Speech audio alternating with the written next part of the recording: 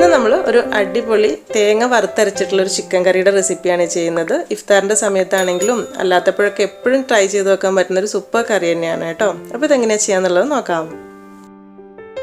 അപ്പോൾ ആദ്യം ഒരു 2 ടേബിൾ സ്പൂൺ വെളിച്ചെണ്ണ ചൂടാക്കുക. അതിലേക്കൊരു 1/4 കപ്പ് തേങ്ങ ചിരവിയത് ഇട്ട് കൊടുത്തിട്ട് നന്നായിട്ടൊന്ന് വറുത്തെടുക്കണം. ചെറിയ തീയിലിട്ടിട്ട് തന്നെ വറുത്തെടുക്കണം കേട്ടോ. തീ കൂട്ടി വെച്ച് കഴിഞ്ഞാൽ പെട്ടെന്ന് കളർ മാറുകയും ചെയ്യും, കറക്റ്റായ ടേസ്റ്റ് കിട്ടില്ല. പിന്നെ നമ്മളിപ്പോൾ 1/2 കിലോ ചിക്കൻ വെച്ചിട്ടാണ് ചെയ്യുന്നത്. അതിലേക്ക് ഈ ഒരു 1/4 കപ്പ് തേങ്ങ കറക്റ്റ് അളവായിരിക്കും. ഈ ഒരു 1/4 കപ്പ് തേങ്ങ കാണുമ്പോൾ വിചാരിക്കും കറിക്ക് കട്ടി ഉണ്ടാവുമോ, വളരെ കുറഞ്ഞു പോയല്ലോ എന്നൊക്കെ തോന്നും. പക്ഷെ കുഴപ്പമില്ല കേട്ടോ, ഇത്ര തന്നെ മതിയാകും. പാകത്തിനുള്ള കുറുകലിന് ഇത് മതി.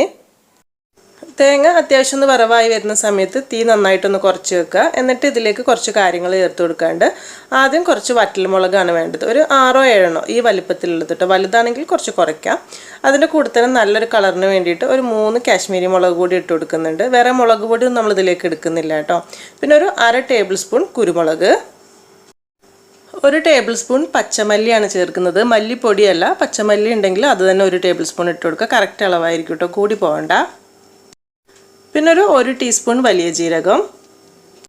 ഇതിൻ്റെ കൂടെ തന്നെ ഒരു 2 ഏലക്കായ, ഒരു ചെറിയ പീസ് പട്ട, ഒരു 3 4 ഗ്രാമ്പൂ കൂടെ ഇട്ട് കൊടുക്കുക. വേറെ ഗരം മസാലപ്പൊടിയൊന്നും ഇടുന്നില്ല. എന്നിട്ട് ഇനി ഇത്രയും കാര്യങ്ങളെല്ലാം കൂടെ ചേർത്തിട്ട് ചെറിയ തീയിലിട്ടിട്ട് നന്നായിട്ടൊന്ന് വറുത്തെടുക്കുക. ആ തേങ്ങയുടെ കളർ അത്യാവശ്യം നല്ലോണം കറുത്ത കളറായി വരുമല്ലോ, ആ രീതിയിലാവണം കേട്ടോ. തേങ്ങ എത്രത്തോളം വറുത്ത് കളർ മാറുന്നോ അതിനനുസരിച്ചാണ് നമ്മൾ കറിയുടെയും കളർ ഉണ്ടാവുക. അപ്പോൾ അതിൻ്റെ കൂടെ തന്നെ മുളകും മല്ലിയും കാര്യങ്ങളെല്ലാം വറവായിട്ട് വന്നോളും. എന്നിട്ട് ഇതുപോലെ കളറൊക്കെ മാറിയിട്ട് കറക്റ്റ് വറവായിട്ട് വരുന്ന സമയത്ത് ഗ്യാസ് ഓഫ് ചെയ്യുക. എന്നിട്ട് ഒന്നുകൂടെ ഒന്ന് ഇളക്കി കൊടുക്കുന്നുണ്ട്, അല്ലെങ്കിൽ അടി പിടിക്കുന്ന പ്രശ്നം ഉണ്ടാവും. അല്ലെങ്കിൽ വേറൊരു പാത്രത്തിലേക്ക് മാറ്റി വെക്കുക, മിക്സിയുടെ ജാറിലേക്ക് എടുത്ത് വെക്കുക. എന്നിട്ട് ഇത് ചൂടാറുന്ന സമയത്ത് നന്നായിട്ടൊന്ന് അരച്ച് പേസ്റ്റ് ആക്കിയിട്ട് എടുക്കണം. വെള്ളം കൂട്ടാതെ അരയ്ക്കുന്നത് തന്നെയാണ് നല്ലത്. ആദ്യമേ വെള്ളം ഒഴിച്ച് കഴിഞ്ഞാൽ അരഞ്ഞ് കിട്ടാൻ ബുദ്ധിമുട്ടായിരിക്കും. അത്യാവശ്യം അരഞ്ഞതിന് ശേഷം കുറച്ച് വെള്ളം ചേർത്തിട്ട് അരച്ചെടുത്ത് ഒരു സൈഡിലേക്ക് മാറ്റി വെക്കാം. തേങ്ങ വറുത്തെടുത്തിട്ടുള്ള ഈ പാത്രത്തിൽ തന്നെയാണ് നമ്മളിപ്പോൾ കറി റെഡിയാക്കുന്നത്. അപ്പോൾ അതിന് വേണ്ടിയിട്ട് ആദ്യം കുറച്ച് വെളിച്ചെണ്ണ ഒന്ന് ചൂടാക്കി എടുക്കണം. ഇതിലേക്ക് മീഡിയം സൈസിൽ വരുന്ന ഒരു സവാള നീളത്തിൽ മുറിച്ചത് ഇട്ട് കൊടുക്കാം. ഈ സമയത്ത് ഒരു 2 ടേബിൾ സ്പൂൺ വെളിച്ചെണ്ണ മതി കേട്ടോ. ഇതിലൊരു ഇത്തിരി കൂടുതലുണ്ട്, നോക്കിയിട്ട് എടുത്താൽ മതി. ഉള്ളി അത്യാവശ്യം ഒന്ന് വഴന്ന് വരുന്ന സമയത്ത് ഒരു 5-6 അല്ലി വെളുത്തുള്ളി ചതച്ചത് ഇട്ട് കൊടുക്കുക. വലിയ വെളുത്തുള്ളിയാണ് കേട്ടോ. അതുപോലെ തന്നെ ഒരു മീഡിയം വലുപ്പത്തിൽ വരുന്ന ഒരു പീസ് ഇഞ്ചി ചതച്ചതും കൂടി ഇട്ട് കൊടുക്കുന്നുണ്ട്. മിക്സിയിലിട്ട് അരച്ചെടുക്കേണ്ട ആവശ്യമില്ല കേട്ടോ, ഇതുപോലെ തന്നെ ചതച്ചെടുത്താൽ മതി. പിന്നെ ഒരു 3 പച്ചമുളക്. എല്ലാം കൂടെ അത്യാവശ്യം ഒന്ന് വഴന്ന് വരുന്ന സമയത്ത് കുറച്ച് തക്കാളി ഇട്ട് കൊടുക്കുക കേട്ടോ. ഒരുപാടൊന്നും വേണ്ട, ഒരു ചെറിയ തക്കാളിയുടെ ഒരു പകുതി പീസാണ് ഇട്ട് കൊടുത്തിട്ടുള്ളത്. അതുകൂടെ ചേർത്തിട്ട് ഒന്നങ്ങ് വഴറ്റിയെടുക്കുക.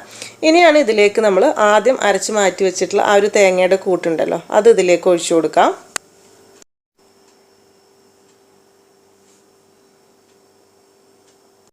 ആ മിക്സിയുടെ ജാറിലേക്ക് ഒരു 1/4 കപ്പിൻ്റെ അടുത്ത് വെള്ളം, നല്ല ചൂടുവെള്ളവും കൂടെ ഒഴിച്ചിട്ട് അതുകൂടെ ഒഴിച്ചു കൊടുക്കുക. എന്നിട്ട് എല്ലാം കൂടെ നന്നായിട്ട് അങ്ങ് മിക്സ് ആക്കി എടുക്കുക.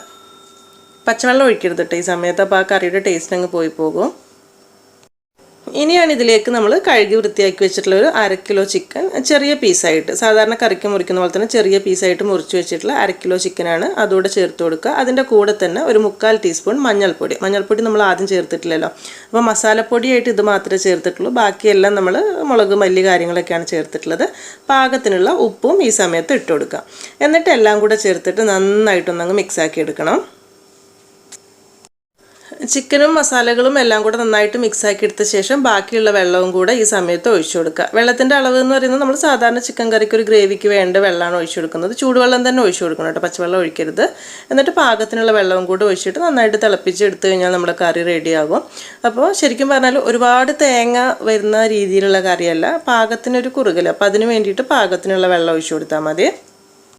ഗ്രേവിക്ക് ആവശ്യമായിട്ടുള്ള വെള്ളവും കൂടെ ഒഴിച്ചു കൊടുത്തിട്ടുണ്ട്. ഒരുപാട് വെള്ളം കൂടി പോകണ്ട കേട്ടോ, ചിക്കൻ്റെ ഒപ്പം നിൽക്കുന്ന ആ ഒരു വെള്ളത്തിൻ്റെ അളവ് തന്നെ മതിയാകും. എന്നിട്ട് ഇനി ഇത് അടച്ചു വെച്ചിട്ട് സാധാരണ പോലെ തന്നെ 20-25 മിനിറ്റോളം വേവിച്ചെടുക്കാം.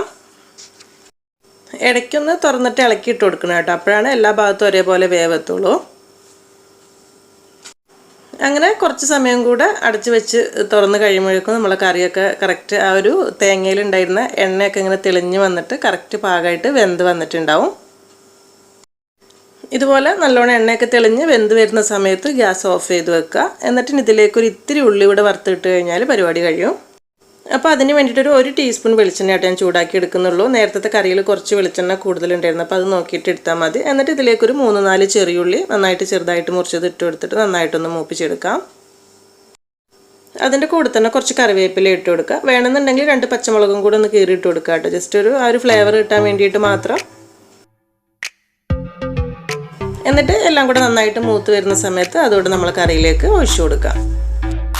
അപ്പോൾ ഇത്രയേ ഉള്ളൂ പരിപാടി. ഇത്രയും ചെയ്തിട്ട് ഒരു 5-10 മിനിറ്റ് കൂടെ ഒന്ന് അടച്ച് വെച്ചിട്ട് എടുക്കുകയാണെങ്കിൽ കുറച്ചുകൂടെ ഒന്ന് കറി കുറുകി പാകത്തിനായിട്ട് കിട്ടിയിട്ടുണ്ടാവും കേട്ടോ. അപ്പോൾ ശരിക്കും പറഞ്ഞാൽ നല്ല ടേസ്റ്റി ആയിട്ടുള്ളൊരു കറി തന്നെയാണ്. എല്ലാവർക്കും ഇഷ്ടപ്പെടുന്ന കറി തന്നെയായിരിക്കും. കൂടുതൽ ആളുകൾക്ക് അറിയുന്ന റെസിപ്പി തന്നെയായിരിക്കും. എന്തായാലും ആർക്കെങ്കിലും അറിയാത്തവരുണ്ടെങ്കിൽ എന്തായാലും ഒന്ന് ചെയ്ത് വെക്കുന്നത്.